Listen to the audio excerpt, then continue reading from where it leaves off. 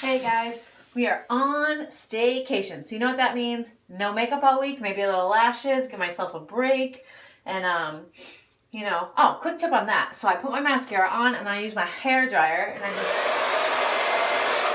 blow them up like that. So then they curl up and they look luxurious. Hopefully they look luxurious. Anyways, it's first actually warmer day, so I'm actually going to take Grizzy down to the beach for a little walk, which will be nice. Plus, my lower back's kind of tight because I spent the last 2 days reading this awesome book. If you haven't read it, check it out. It's really good. Motivational, kind of. It's called Grit. So, let's go.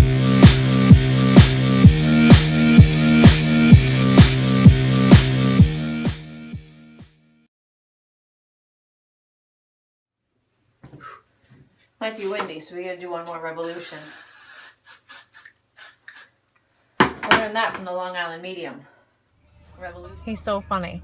He's all excited to go for a ride in the car and to go for a walk, but then the second I put him in the car, he shakes like a leaf like that.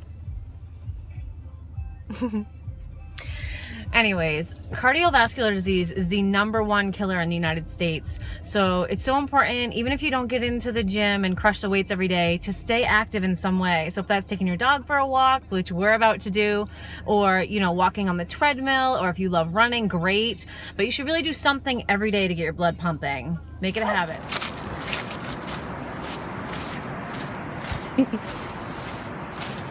That feel like on your paws, huh?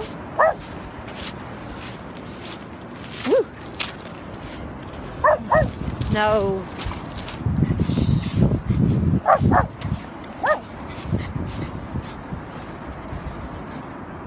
Come on. Come on.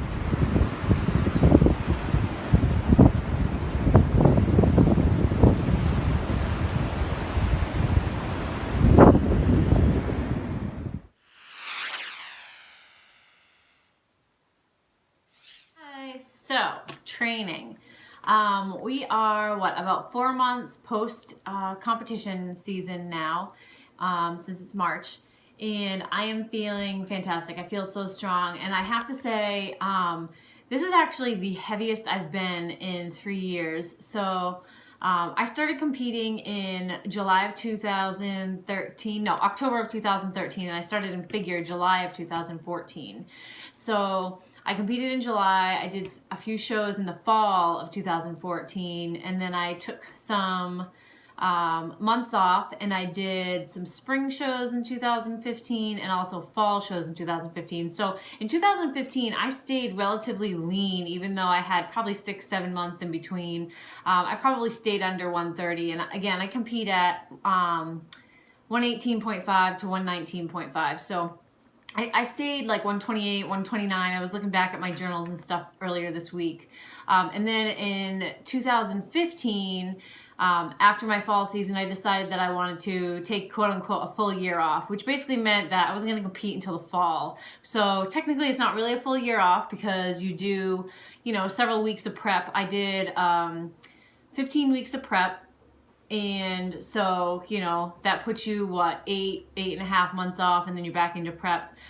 So I would say, thinking back on how I felt then, uncomfortably big. I wasn't that big. I kept it in control. I still meal prepped. I've been doing meal prep since I've started this now. But I got into, 134, 135, 136 pretty regularly. So at that point, it was the biggest number that I'd seen in a while, because I was taking time off intentionally, and I started powerlifting movements and really doing those full body movements to really put on some muscle size. And I think, I got really strong. I felt great.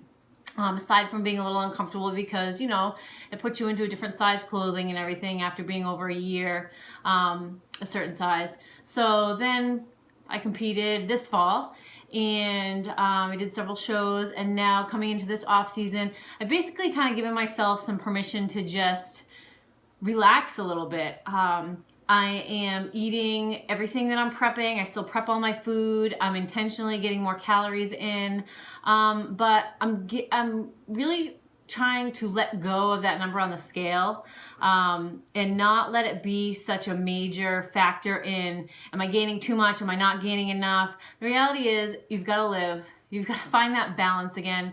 I train really hard in the gym. I really love it.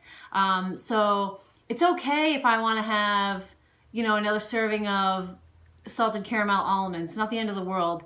If I'm gonna meet my girlfriends out for a burger on a Wednesday night and I still go out to dinner with my fiance on Saturday night, it's not the end of the world. So again, I'm not doing that every week. I am sticking to my meal plans, but I'm trying to be a little more relaxed as far as, no, I can't go out, I can't meet you, I can't do that. You know what, I'm trying to live my life, I guess, is what I'm saying. So I would say that my calories, my macros, I'm definitely hitting.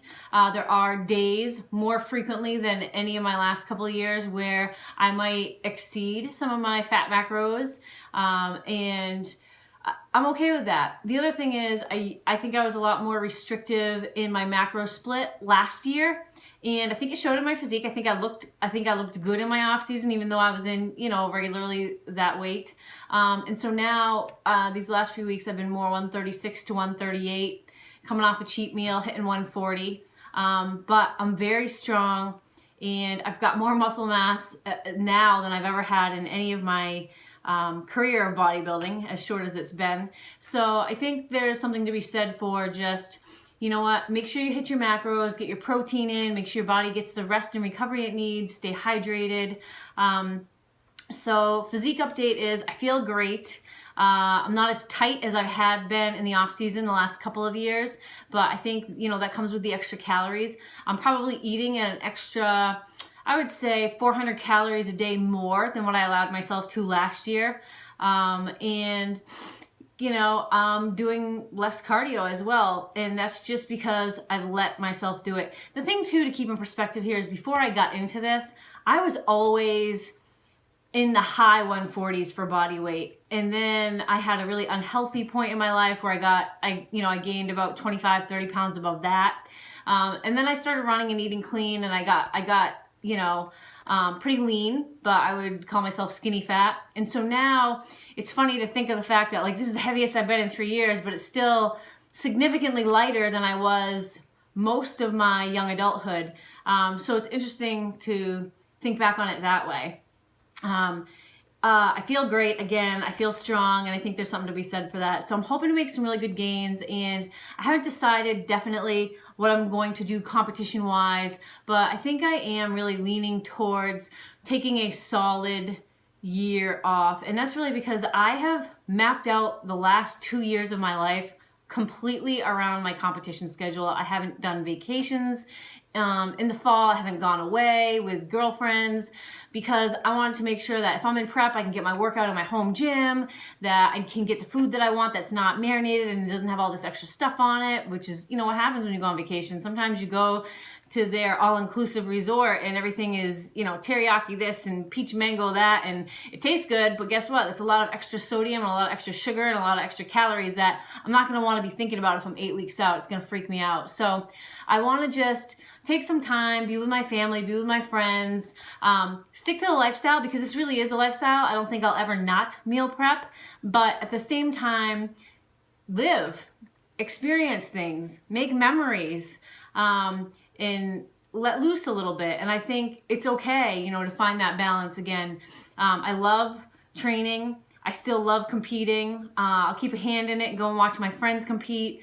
But I think, you know, my body needs a rest, and I was really tired, exhausted after these last shows I did in the fall. So now's the time to just get my mind right and get my personal life a little more balanced. So here's a physique update. This is what I'm looking like now.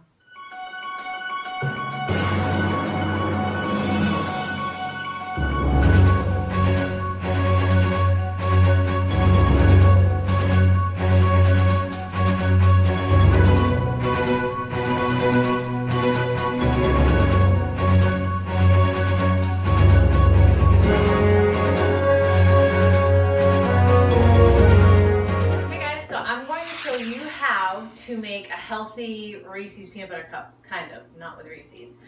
So what I've done is I put 2 tablespoons of coconut oil in here and just melted it down in the microwave. I'm gonna put 1 scoop of this protein powder. It's my BPI Sports chocolate brownie, and we're gonna give it a nice mix. Mix it up really, really well. It should stay nice and watery. And then what you're gonna do is you're gonna get these silicone baking cups. You probably have them kicking around your house from the holidays. 1 scoop into each one.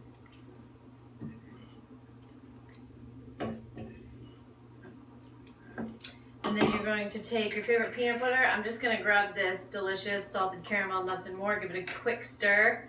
Half a tablespoon. Put that dollop right in the middle. And kind of push it down. That way the chocolate shell comes up around it. So you put it in there, push it around. And I'm not prepping, so I mean, you can get really picky with these and get your scale out and weigh them. Then you know exactly how many macros. I'm just gonna, you know, kind of measure it here. Okay, there's the last one there.